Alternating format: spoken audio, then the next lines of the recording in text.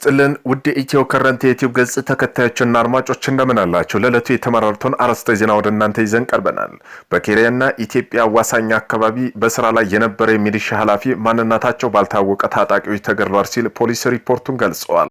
ችን ህይወት እያበላሸ ያለው የተዘነጋው የአማራ ክልል ጦርነት ታይዞ በጥንቅር ይዘነው እንቀርባለን። እነዚህን የመሳሰሉ አርዕስተ ዜና ወደ እናንተ ይዘን ቀርበናል። ቤተሰብ ለመሆን ላይክ፣ ሼር፣ ሰብስክራይብ ማድረገውን እንዳይረሱ። በኬንያና በኢትዮጵያ አዋሳኝ አካባቢ በስራ ላይ የነበረው የሚሊሻ ኃላፊ ማንነታቸው ባልታወቀ ታጣቂዎች ተገድለዋል ሲል ሪፖርቱ ገልጸዋል። በኢትዮጵያና በኬንያ አዋሳኝ አካባቢ ሞያሌ ጋምቦና ኢትዮጵያ ሞያሌ መሸጋገሪያ ከፍተኛ ተኩስ እንደነበረ የአካባቢ ነዋሪዎች መረጃ አጋርተዋል። አንድ ስማቸው እንዲጠቀስ ያልፈለጉ የሞያሌ ኢትዮጵያ ነዋሪ እንደገለጹ ትናንት ምሽት ላይ በተከሰተው በሞያሌ ኢትዮጵያ ጋምቦ መሸጋገሪያ ኦሮሚያ ክልል የሚተዳደረው ሞያሌ ከተማ በኩል ቦሎ ተብሎ የሚጠራ አካባቢ ከፍተኛ ተኩስ እንደነበር ገልጸዋል። ለቦታው ቅርበት ላይ ስለነበር በጣም ደንግጠን ነበር ያሉት ሌላው የሞያሌ ነዋሪ ተኩሱ ምልልስ እንደነበር ያስታወቁ ነበር ሲሉም ገልጸዋል።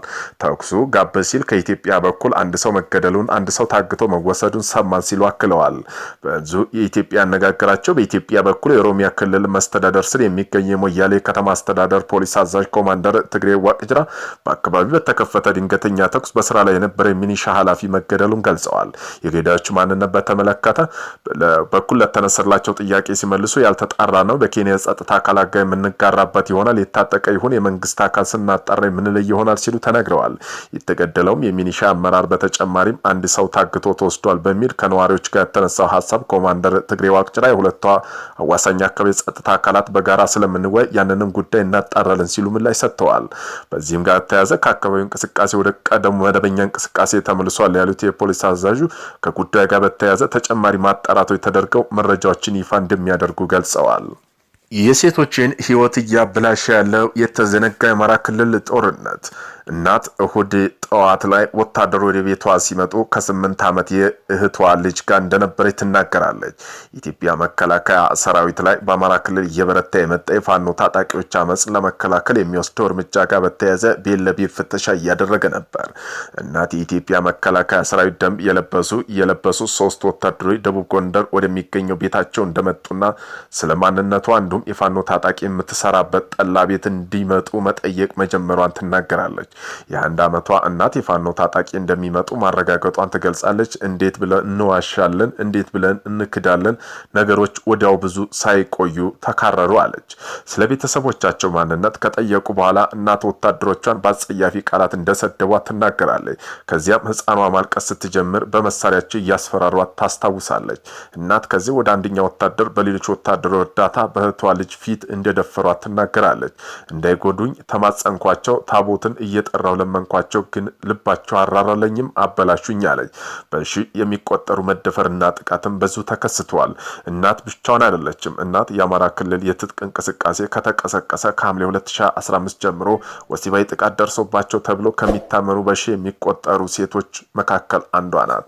ምንም እንኳ እውነተኛው ግጭት ነክ የወሲብ ጥቃት መጠን ሪፖርት ባለመደረጉና ባለመመርመሩ በትክክል ባይታወቅም ቢቢሲ ያሰባሰባቸው መረጃ ከሐምሌ 2015 እስከ ግንቦት 2017 ድረስ 8 ዓመት እስከ 65 ዓመት እድሜ ያላቸው በሺ የሚቆጠሩ ሰዎች አስገድዶ መደፈር ጥቃት እንደደረሰባቸው ያመለክታል።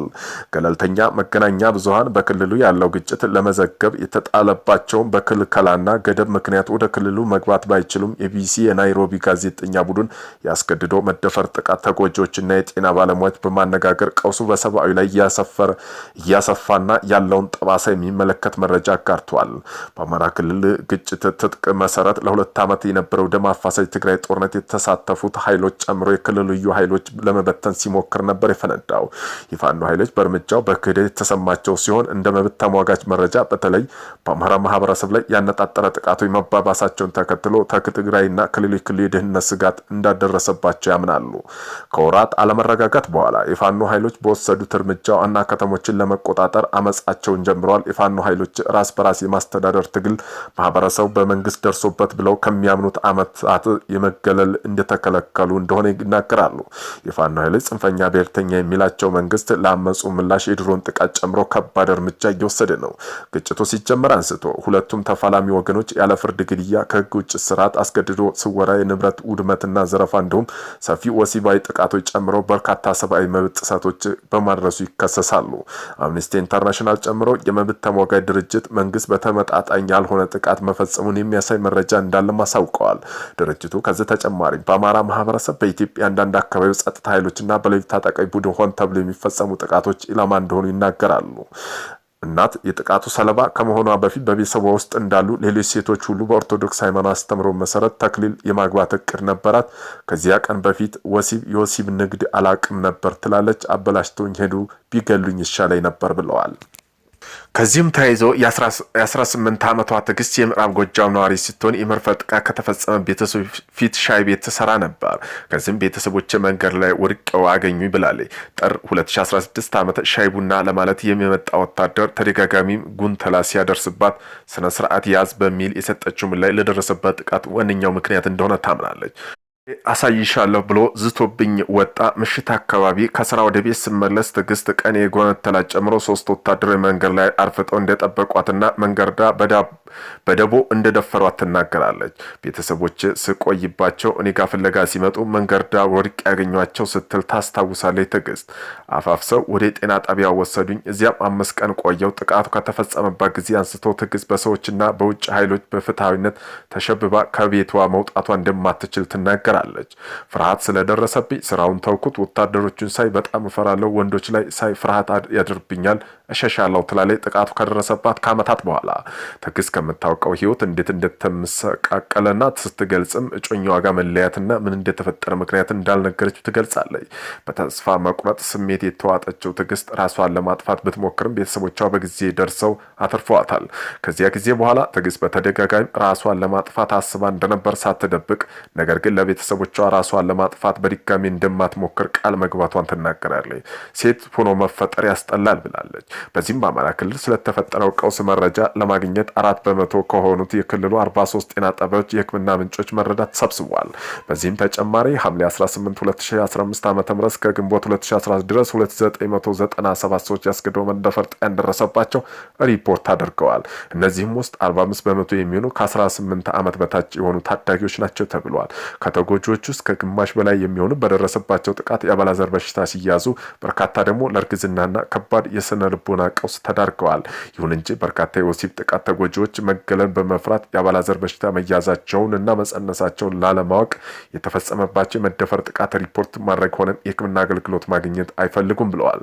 ለዚህ ነው በደህንነት ስጋት ስማቸው እንዳይጠቀስ የፈለጉት አንድ ከፍተኛ የጤና ባለሙያ በአማራ ክልል ግጭት ወደ ጤና ተቋም የመጡ ተጎጂዎች በባህሩ በጭልፋ ላይ ናቸው የሚሉት። ለምን? ስለ HIV አይነት በሽታ ተላላፊዎች ሊሆን ይችላል በሚል ስጋት የተፈጸመባት ያስገድዶ መድፈር ጥቃት ሪፖርት ካደረጉት የሕክምና እርዳታ ካላገኙ ተጎጂዎች መካከል ናቸው። የ23 ዓመቷ የደቡብ ጎንደር ነዋሪ ታህሳስ 8 2017 ዓ.ም የመንግስት ወታደር የተለመደው እንቅስቃሴ መሳሪያ ያለው ሰው ጠቁመው ብለው መረጃ ፍለጋ ወደ ቤታችን መምጣታቸው ትናገራለች። የሚፈልጉት መረጃ ባለመስጠት አንደኛ ወታደር ከተዛተባት በኋላ እንደደፈራት ትናገራለች። ጩኸት ብታሰማ አንድ ጥይት ነው የሚበቃሽ ብሎ አስፈራራይ ትላለች። አቶ ሲስተር ለምለም 1 ወር ሙሉ አለቀስኩ። ምግብ አይርበኝም። ስራ ማልቀስ ብቻ ነው። ቆሜ ለመሄድ ተቸገርኩ። ህመምተኛ ሆንኩ ብላለች። ማህበራዊ ሐሜትና በመፍራት ጭንቀት ውስጥ መግባቷን ትናገራለች። ለምለም ቤተክርስቲያን መራቋን ተናግራ ሴት ሆኖ መፈጠር ያስጠላል፣ ወንድም ቢሆን ደብደብ ጥለውኝ ሄዳሉ እንጂ እንዲህ አይነት ህይወት ያበላሹትም ነበር ስትል ለምለም የደረሰባትን ጥቃት ቁስል በሴትነቷ ላይ ያደረሰባትን ከባድ ስሜት ታብራራለች። ቢቢሲ ያናገራቸው የጤና ባለሙያ ግጭት ከተቀሰቀሰ በኋላ ወሲባዊ ጥቃት በከፍተኛ ሁኔታ ጨምረው ተናግረዋል። እያለቀሱ በፍርሃት እየተንቀጠቀጡ ለማውራት እየከበዳቸው ያለ የሚመጡ ሲሉ አንድ የጤና ባለሙያ ተጎጂዎች ስሜት ይገልጻሉ። ሆኖም ወደ የጤና ተቋም የሚመጡ ተጎጂዎች የአጥቂዎች ማንነት ለመናገር እንደሚያመነቱና ፍትህ ፈልገው እንደማይመጡ ባለሙያዎች አመላክተው ይህም በከፊል ግጭት ምክንያት ህግና ስርዓት በመስተጓጎል ነው። ኢንተርናሽናል በኢትዮጵያ መከላከያ ሰራዊት ቀጣይነት ያለው ከባድ ተጠያቂነት ችግር እንዳለ ስጋቱ በተደጋጋሚ አስታውቋል። የተቋሙ ተመርማሪ ሃይማኖት አሸናፊ አጥቂዎች ወደ ፍትህ ለመምጣት ትርጉም ያለው ጥረት የለም ብለዋል። እስካሁን ድረስ እየተዋጉ ነው። የፈጸሙት ጥቃት ካለምንም ቅጣት እስካሁን እየተንቀሳቀስ ነው። ህይወት የሚቀይር ጥቃት የተፈጸመባቸው ተጎጂ ፍትህ ያስፈልጋቸዋል።